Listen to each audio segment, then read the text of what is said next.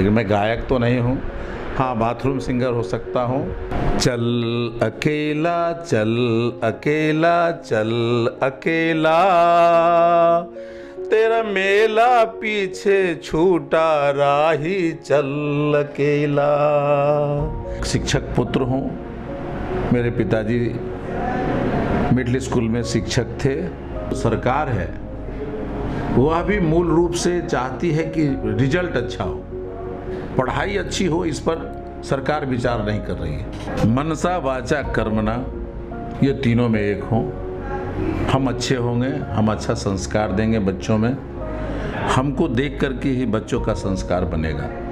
Parents को बच्चों के साथ मित्र बनकर रहना होगा कि बेगूसराय शिक्षा जगत का वह हब है जो कई मामलों में बिहार में सबसे ऊपर है। वर्ष 2011 में बिहार टॉपर के रूप में भी हमारे बच्चे रहे हैं।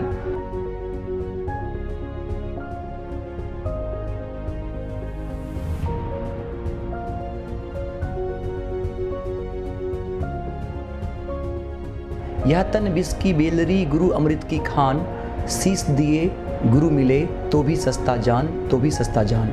नमस्कार, केवी स्टूडियो की ओर से मैं गौरव कुमार पाठक एक बार पुनः आप सबों का स्वागत करता हूं।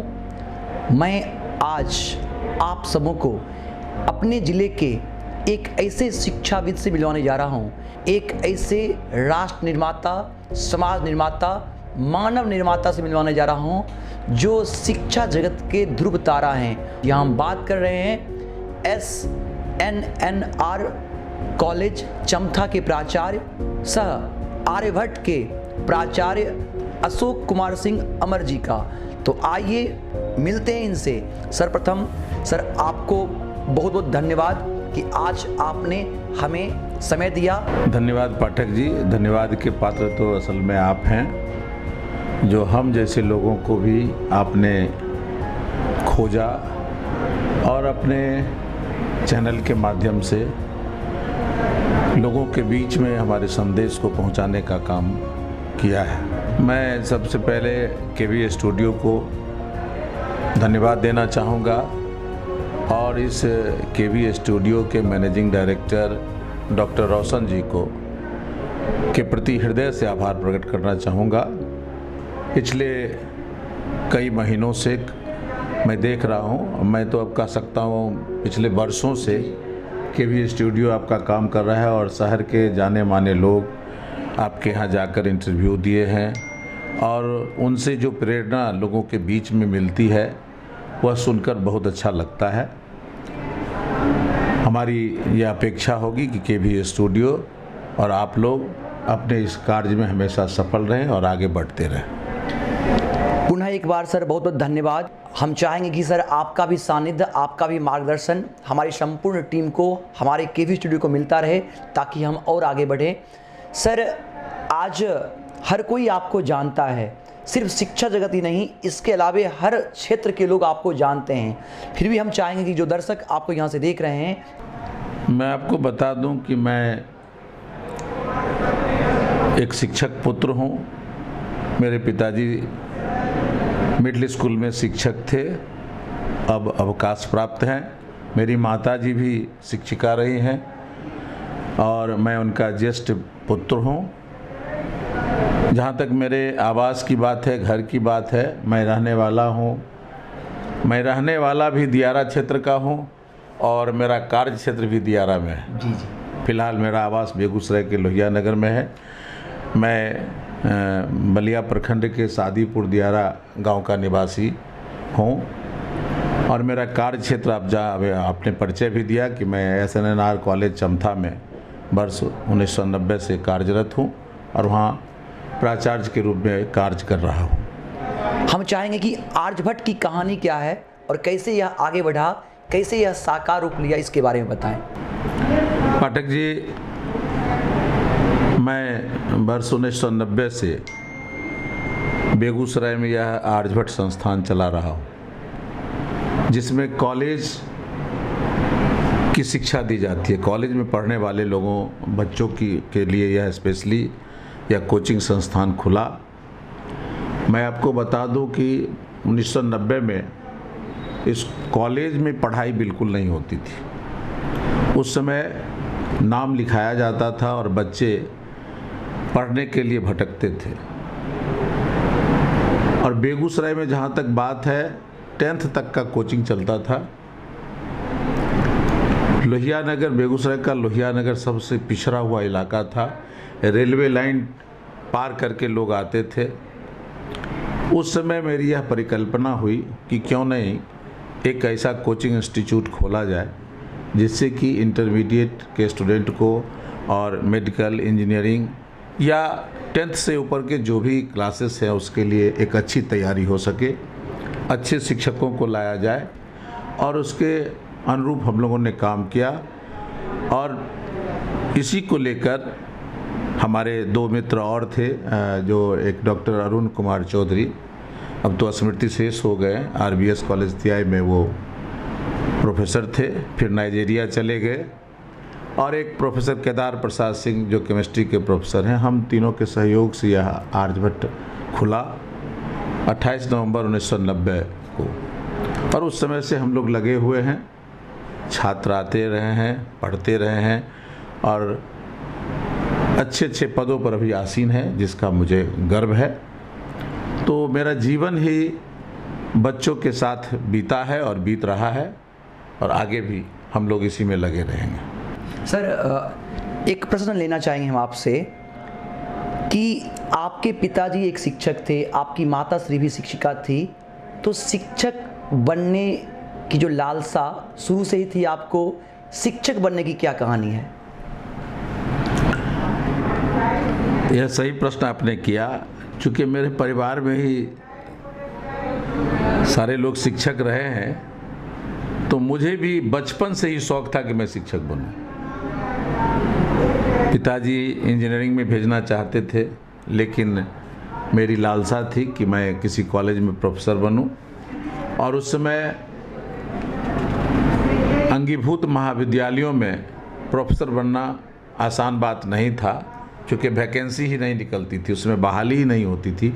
तो हम लोग MSc कर के इसी इंतज़ार में रह गए कि कोई वैकेंसी निकलेगी, हम उसमें जाएंगे। तब तक ये इंटर कॉलेजेस और डिग्री कॉलेजेस खुले जो प्रस्वीकृत थे, संबद्ध थे किसी न किसी विश्वविद्यालय से या बिहार विद्यालय परीक्षा समिति से, बिहार इंटरमीडिएट शिक्षा परिषद उस समय था, उससे। तो हम लोग उसी में जुड़ गए और जीवन ही समर्पित हो गया शिक्षा से के क्षेत्र में ही। तो मैं उसी समय से लगा हुआ हूँ। घर में यहाँ ये मेरा अपना आवास है, यहाँ मैं आर्यभट्ट संस्थान चलाता हूँ और मैं SNR कॉलेज चमथा में प्राचार्य के रूप में कार्यरत हूँ। सर, पहले और आज के समय में शिक्षक, छात्र और अभिभावक के संबंधों में जो गिरावट आई है, इसको लेकर एक शिक्षक के रूप में आपका क्या कहना है? यह प्रश्न आपका काफ़ी जायज़ है। बहुत ही गिरावट हुई है इस क्षेत्र में। जो शिक्षक और बच्चों के बीच में जो संबंध था, जो विश्वास था, वो समाप्त हो रहा है। उसका सबसे मूल कारण है कि अभी जो सरकार है वह भी मूल रूप से चाहती है कि रिजल्ट अच्छा हो, पढ़ाई अच्छी हो, इस पर सरकार विचार नहीं कर रही है, जिसके कारण बच्चों में अब जो मेरिट होना चाहिए उस मेरिट में कमी हो रही है। जो बच्चे पढ़ने वाले हैं, जो अभी भी वो चाह रहे हैं कि हम पढ़ के ही कोई चीज़ हासिल करें, तो वो मेहनत कर रहे हैं, चाहे वो कोचिंग संस्थान से हो, चाहे वो कहीं ट्यूशन पढ़ के हो, चाहे किसी अच्छे स्कूल्स में वो शिक्षा ले रहे हों, लेकिन शॉर्टकट रास्ता अपनाना चाहते हैं। कुछ बच्चे शॉर्टकट रास्ता अपनाना चाहते हैं, गार्जियन भी अब शॉर्टकट रास्ता अपनाना चाहते हैं। गार्जियन सोचते हैं कि मेरा बच्चा पढ़े या ना पढ़े, लेकिन उसका रिजल्ट अच्छा हो जाए। जी जी। तो इसके कारण गिरावट हो रही है। जब सही ज्ञान बच्चों को नहीं होगा, शिक्षक से वह सही ज्ञान नहीं ले पाएंगे, तो स्वाभाविक है कि उसमें वह संस्कार कहाँ से आएगा। जी जी। अब कुछ ऐसे नियम बन गए हैं, कुछ ऐसे निर्देश दिए जा रहे हैं कि हम बच्चों को डांट नहीं सकते हैं, हम बच्चों को छड़ी नहीं लगा सकते हैं। वह भी एक कमी हो गई है। हम लोग जब पढ़ते थे तो शिक्षक लोग छड़ी लगाते थे, पिटाई लगती थी, डर होता था। तो एक डर रहता था शिक्षकों के प्रति, वह उसमें कमी हो रही है। मैं इस पर अधिक जाना नहीं चाहूँगा, क्योंकि दो तरह का पैटर्न आ रहा है। एक आ रहा है कि आप बच्चों को प्यार दे करके पढ़ाइए, तो प्यार तो हर समय मिला है जी। लेकिन थोड़ा सा शिक्षकों के प्रति कड़ाई भी, शिक्षक को कड़ाई के रूप में भी आना होगा, और उससे बच्चों को एक भय रहेगा कि अगर हम ऐसा नहीं किए तो हमको इसके लिए दंड मिल सकता है। जी जी। तो इन सब चीज़ों से गिरावट आ रही है। अब बुक्स पढ़ने के बजाय लड़के गेस पेपर खोजते हैं कि हम गेस पेपर से पढ़ें, 10 क्वेश्चन 15 क्वेश्चन तैयार करें और हमारा जो है सो फर्स्ट डिवीज़न हो जाए। तो डेप्थ में जो विषय की जो गहराई है उसमें जाना नहीं चाहते, क्योंकि ऐसे रिजल्ट हो जाता है। मैं जिसके बारे में जानता हूँ कि वो सही 10 लाइन लिख नहीं सकता है, वो भी फर्स्ट डिवीज़न से पास कर जाता है। जी जी। और जो अच्छे बच्चे हैं वो उसमें पीछे पड़ जाते हैं। तो ये सब गड़बड़ी हो रही है, जिस पर सरकार को सोचना चाहिए कि बच्चों को पढ़ाई के प्रति, शिक्षा के प्रति ज़्यादा ध्यान दिलाया जाए। और अभी का जो समाज का जो रूप आते जा रहा है उसमें जाति पाति, धर्म, संप्रदाय, इन सब चीज़ों का बढ़ावा हो रहा है। जी जी। अब शिक्षक को भी जात से तौलने लगे हैं, ये किस जात के हैं। शिक्षक अगर छात्र के बारे में सोचे कि यह किस जाति के हैं, तो क्या गुरु का जो संस्कार है और शिक्षा बच्चों का जो संस्कार मिलना है वो सभी बर्बाद हो रहा है। तो हम चाहेंगे कि जो शिक्षण संस्थान है उसमें इसकी चर्चा नहीं होनी चाहिए कि आप किस जाति के हैं, किस संप्रदाय के हैं। छात्र और शिक्षक का संबंध सिर्फ छात्र और शिक्षक का ही हो। सर, शिक्षक समाज के निर्माता, राष्ट्र के निर्माता होते हैं, लेकिन वो तब जब शिक्षक स्वयं संस्कारित हो, शिक्षक को स्वयं आत्मज्ञान हो और शिक्षक में वो कर्तव्य निष्ठता की भावना हो। तो एक आदर्श शिक्षक की क्या परिभाषा हो सकती है?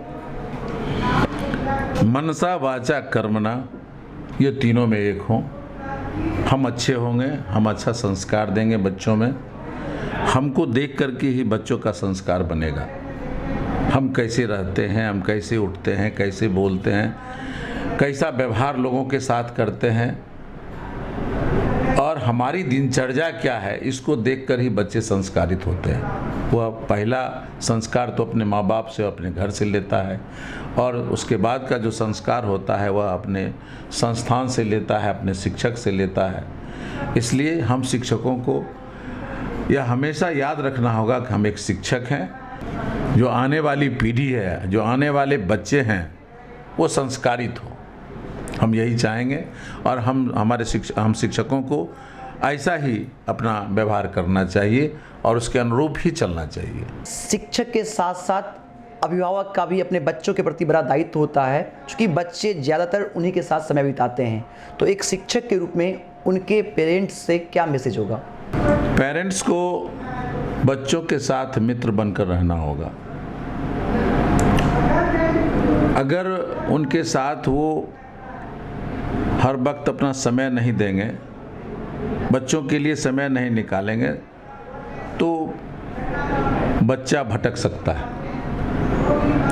अभी के गार्जियन का जो है, अभी जो अभिभावक हैं, उनका कहना है कि भाई तुमको जो पैसा लेना है लो, जहाँ पढ़ना है पढ़ो, लेकिन वो एक बार देखने नहीं आते हैं कि मेरा बच्चा, मेरे बच्चों में क्या प्रोग्रेस है, वो कितना पढ़ रहा है या नहीं पढ़ रहा है, कोई गलत संगत में तो नहीं चला गया। इसकी कमी हो रही है, क्योंकि अभिभावक व्यस्त होते हैं और अपनी व्यस्तता में वो सोचते हैं कि हमने तो पढ़ने के लिए फलाने जगह दे दिया, मेरा बच्चा अच्छा कर ही रहा होगा। लेकिन संगत से गुनात हैं, संगत से गुंजात। जी। अगर गलत संगत में बच्चा पड़ गया तो उनको जानकारी नहीं मिलेगी, और जानकारी नहीं मिलेगी तो बच्चे खराब होंगे। अभी बच्चे आप देख लें कि गुटखा के प्रति आकर्षित हो गए हैं, मोबाइल का मिसयूज हो रहा है।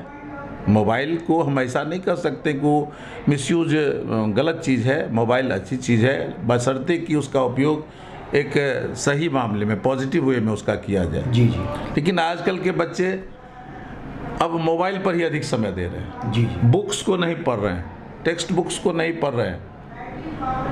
तो गार्जियन का भी यह फर्ज बनता है कि हम अपने बच्चे को मजबूर करें, और जब बच्चे पढ़कर आते हैं किसी संस्थान से, स्कूल से या ट्यूशन से या कोचिंग से, तो उससे हम ज़रूर पूछें कि तुम क्या आज पढ़े, और उससे रिलेटेड कुछ क्वेश्चंस को पूछें कि उसमें वास्तव में वो उसको ले रहा है, वहाँ से ज्ञान प्राप्त कर रहा है, या सिर्फ जाता है क्लास में सुन करके चला आता है।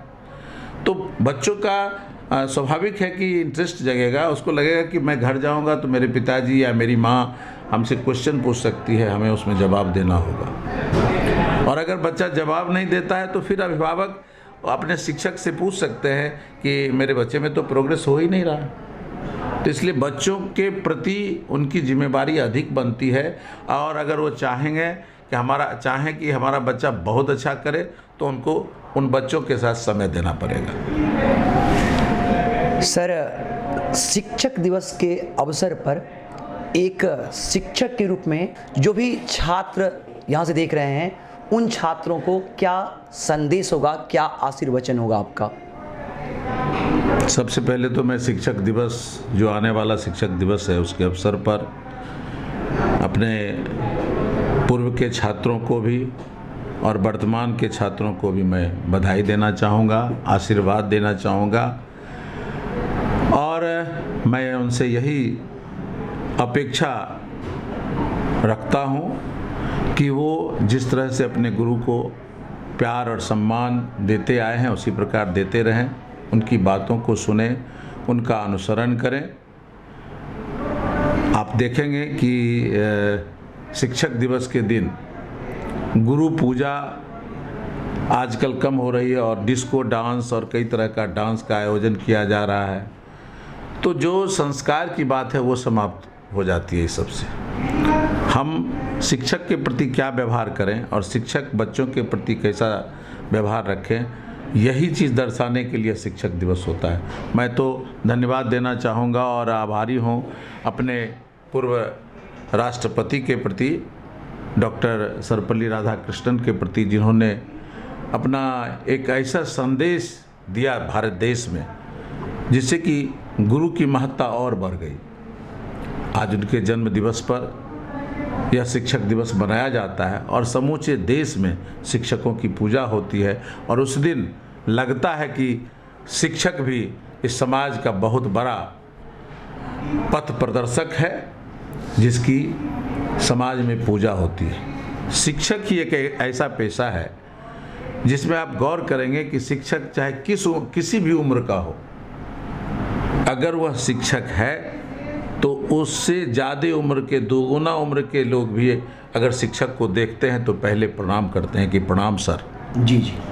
तो शिक्षक पेशा इतना बड़ा पेशा है, इतना सम्मान पाने वाला पेशा है, उसकी सार्थकता शिक्षक दिवस के दिन ही पता चलती है। इसलिए मैं सभी छात्रों से छात्रों के भविष्य के लिए शुभकामना देता हूं, और यह अपेक्षा रखता हूं या उम्मीद करता हूं कि उनका जो सम्मान पिछले कई वर्षों से शिक्षकों के प्रति रहा है वह आगे भी बना रहे। बेगूसराय में लगभग 3 दशक से ज़्यादा समय से आप शिक्षा के क्षेत्र में काम कर रहे हैं, तो बेगूसराय को शिक्षा के क्षेत्र में कहाँ देखते हैं? पाठक जी, इस पर मैं आपको बताना चाहूँगा कि बेगूसराय शिक्षा जगत का वह हब है जो कई मामलों में बिहार में सबसे ऊपर है। शिक्षा का माहौल आज भी अपने ज़िला में सबसे बेहतर है, और यहाँ के जो भी शिक्षक हैं वो बच्चों के प्रति बहुत ही ईमानदार हैं। वैसे तो शिक्षक होते हैं, लेकिन बेगूसराय आप गौर करेंगे कि पिछले कई वर्षों से IAS IPS या कई कॉम्पिटिशन्स में बेगूसराय का स्थान रहा है। बेगूसराय के बच्चों ने अपना स्थान बनाया है। मेरे संस्थान में भी कुछ ऐसे बच्चे निकले जो आज IAS ऑफिसर हैं, IPS ऑफिसर हैं, और डॉक्टर और इंजीनियर तो बहुत सारे हैं। तो ये बेगूसराय का अपना अपनी महत्ता रही है। और अभी भी यहाँ के जो बच्चे पढ़ते हैं तो कहीं ना कहीं अपना गुल खिलाते हैं, अपना नाम कमाते रहते हैं और अपने माता पिता और शिक्षकों का नाम रोशन करते हैं। बेगूसराय में जो स्कूल और कॉलेजेस हैं वहाँ भी नियमित रूप से पढ़ाई हो रही है, शिक्षक मेहनत कर रहे हैं और आगे भी निरंतर इसमें प्रयास जारी है। हमारा जिला प्रशासन, हमारे शिक्षा अधिकारी और शिक्षकों का एक सामंजस्य है, जिसके कारण बेगूसराय की शिक्षा आज बिहार में सबसे बेहतर चल रही है। सर, अपने जीवन में आप किन से अधिक प्रेरित हुए? मैंने तो आपसे कहा कि बचपन से जब मैं 6-7 में पढ़ता था, उसी समय से मैं जब खेलता था उस समय भी अपने मित्रों में से 2-4 बच्चों को विद्यार्थी बना देता था और खुद छड़ी लेकर के उसको पढ़ाने लगता था, खेल खेल में ही। तो शुरू से ही हमको शिक्षक बनने का एक सपना था। मैं जिसमें पढ़ता था उसमें फिजिक्स में जाने जाते थे डॉक्टर सुदर्शन प्रसाद सिंह, उनकी किताब फिजिक्स में निकलती थी तो उसमें देखता था कि बहुत लंबी इनकी डिग्री होती थी। Doctor Sudarshan Prasad Singh PhD London, MSc, PhD और कई एक डिग्रियां उनके साथ लगी रहती थी। तो मुझे भी बहुत शौक़ होता था कि मेरे नाम में मैं भी फिजिक्स से ही एमएससी करूं। फिजिक्स और अंग्रेजी से मेरा बहुत लगाव रहा है, इंग्लिश से भी। तो मैं चाहता था कि मेरे नाम के बगल में भी इतनी डिग्रियां हो। और इसीलिए उस समय के जो विद्वान थे मैं मिथिला विश्वविद्यालय से एमएससी किया।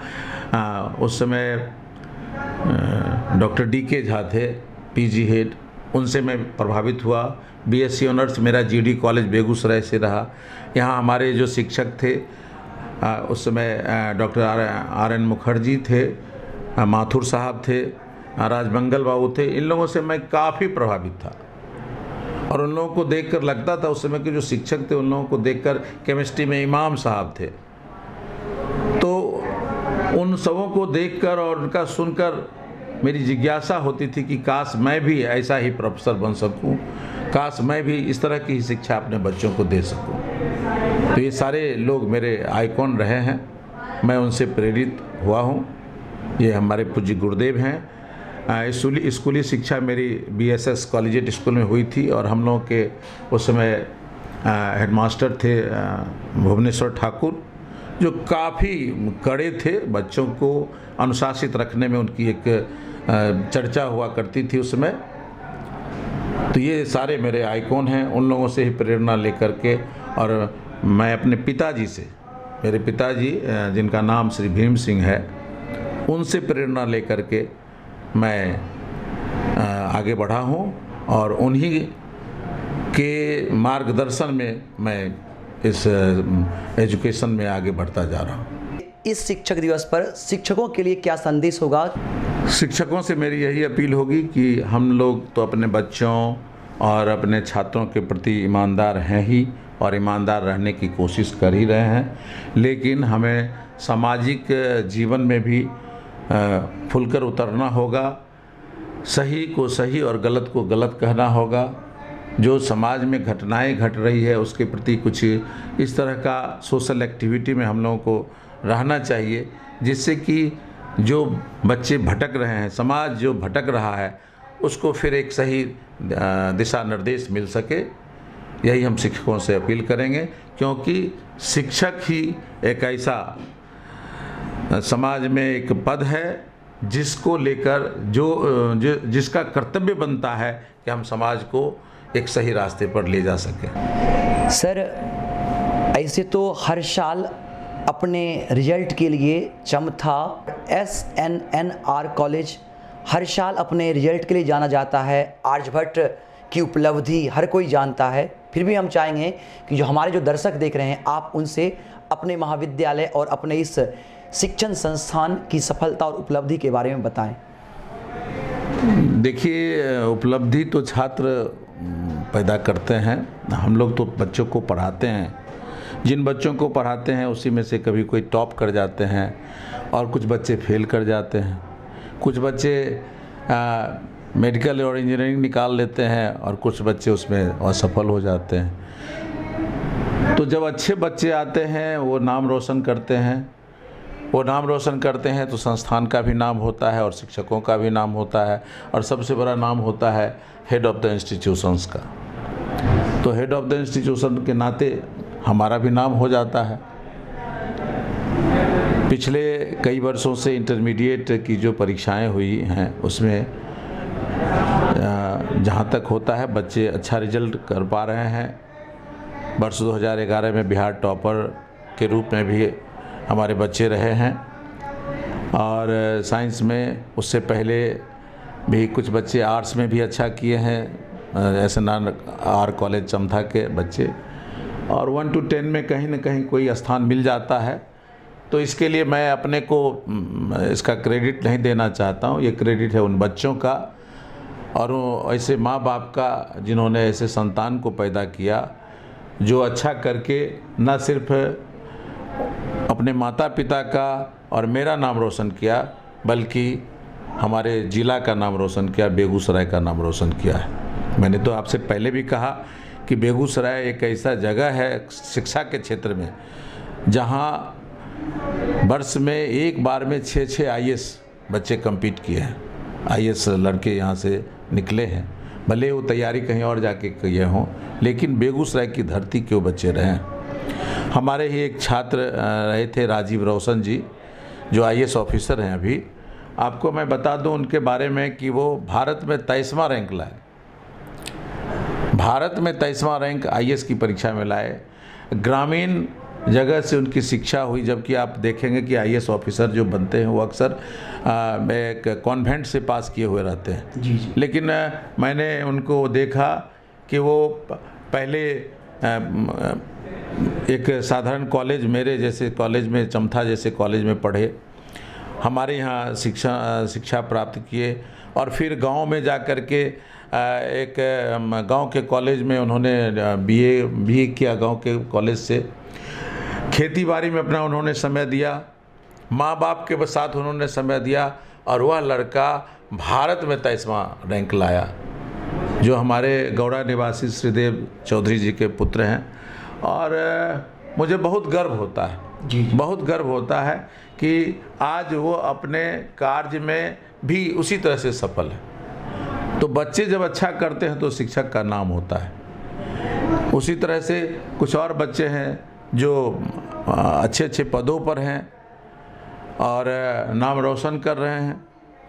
तो इसके बारे लिए मैं उपलब्धि दूं या मेरे सभी बच्चे अच्छे हैं, और मैं विश्वास करता हूं कि अगर जो बच्चे अच्छा बन गए, कोई अच्छी जगह पर पहुंच गए, वो तो अच्छे हैं ही, और जो पिछड़ गए हैं वो भी कहीं ना कहीं ज्वाइन कर लिए हैं। ना कुछ हुए हैं तो कम से कम शिक्षक तो ज़रूर बन गए हैं, मिडिल स्कूल के भी, हाई स्कूल के भी।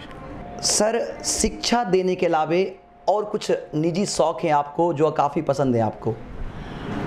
मेरा सबसे प्रिय शौक है बैडमिंटन खेलना, संगीत सुनना। मैं मुकेश और गज़ल में गुलाम अली का फ़ैन हूँ।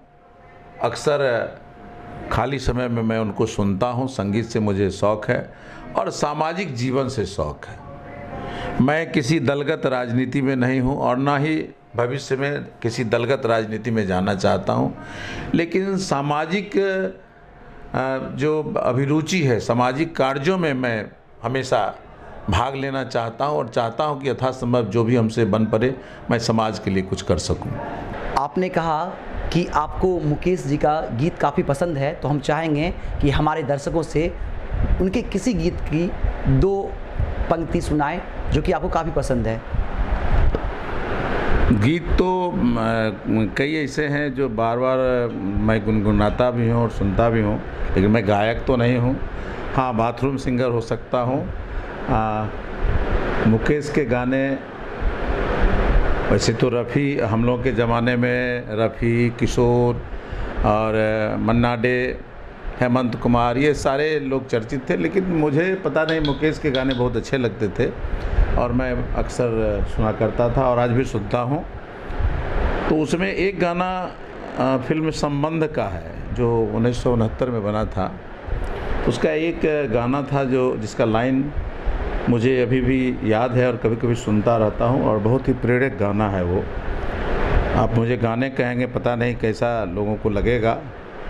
गाने का बोल है, चल अकेला चल अकेला चल अकेला, तेरा मेला पीछे छूटा राही चल अकेला।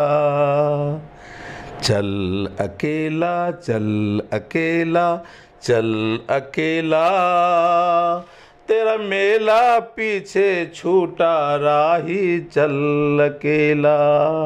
हजारों मील लंबे रास्ते तुझको बुलाते, हजारों मील लंबे रास्ते तुझको बुलाते, यहाँ दुख रे सहने के वास्ते तुझको बुलाते, यहाँ दुख रे सहने के वास्ते तुझको बुलाते। है कौन सा वो इंसान यहाँ पर जिसने दुख ना झेला, चल अकेला चल अकेला चल अकेला, तेरा मेला पीछे छूटा राही चल अकेला। तेरा मेला पीछा छूटे राही चल अकेला। सर पुनः आपका बहुत बहुत धन्यवाद, साधुवाद कि आपने आज हमें समय दिया। हम अपने संपूर्ण केवी स्टूडियो की ओर से शिक्षक दिवस की शुभकामनाएं देते हैं, बधाई देते हैं, और हम चाहेंगे कि आप यूं ही शिक्षा जगत में काम करते रहें और छात्रों के निर्माण में आप उनका मार्गदर्शन करें और हमारा जिला शिक्षा के क्षेत्र में आगे बढ़ता रहे। बहुत बहुत आभार सर। थैंक यू, बहुत बहुत आभार। आपको भी बहुत बहुत धन्यवाद। रोशन जी को भी मेरी ओर से धन्यवाद कहेंगे।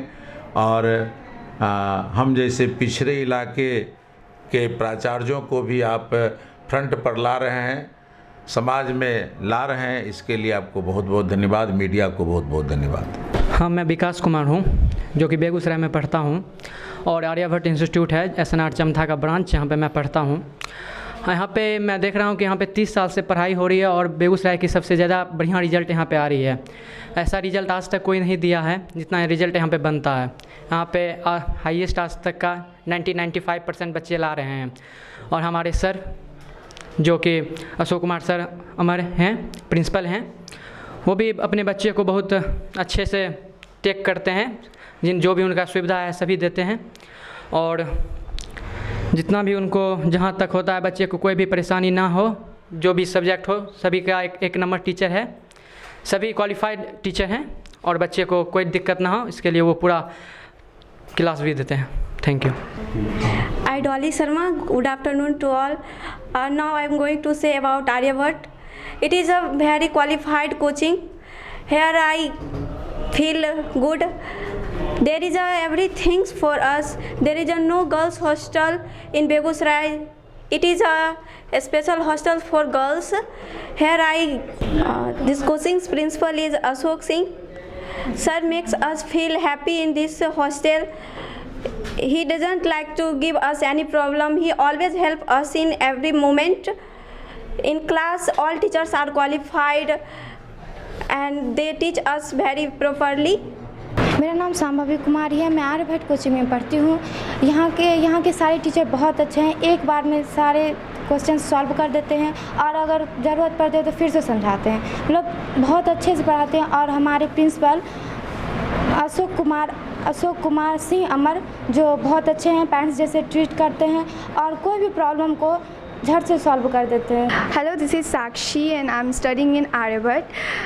Here you'll get every qualified teachers for each and every subject. Here you'll get many facilities for girls as well as boys. Now comes on mister Ashok Kumar Singh. वो आपको हर चीज़ के लिए ऐसे गाइड करेंगे कि आप उनके अपने हों। आपको हर चीज़ में सही दिशा दिखाएंगे और हर आपको मोटिवेट करेंगे। आपके लिए क्या सही है क्या गलत है वो बहुत अच्छे से बताएंगे, तो ये बेस्ट है। तो मैं अमजद कुमार जो कि सबौड़ा IOCL बरौनी रिफाइनरी से यहाँ पढ़ने के लिए आया हूँ। यहाँ के हॉस्टल का नाम आर्यभट्ट है, जो कि बहुत ही फेमस हॉस्टल है। इससे मेरे आने से पहले मेरे भैया ने निकला था, उन्होंने बताया कि वहाँ के जो प्रिंसिपल सर हैं वो बहुत ही अच्छे हैं और वहाँ के पढ़ाई का बहुत ही बढ़िया है। उसी कारण से मैं अब यहाँ अपने पापा के मदद से पहुँचा हूँ। और मैंने जब पहला दिन आया तो यहाँ पे best well family just like बोलिए तो घर जैसा फीलिंग आ रहा था। पहले ही दिन से सर पूरे डिसिप्लिन पे फोकस कर रहे थे और हेल्थ पे तो उन्होंने स्टार्टिंग से ही फोकस किया।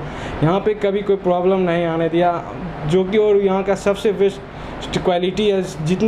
जितने भी सारे टीचर हैं वो बेस्ट क्वालिफाइड है और हर एक टीचर प्रोफेसर हैं हर एक कॉलेज के।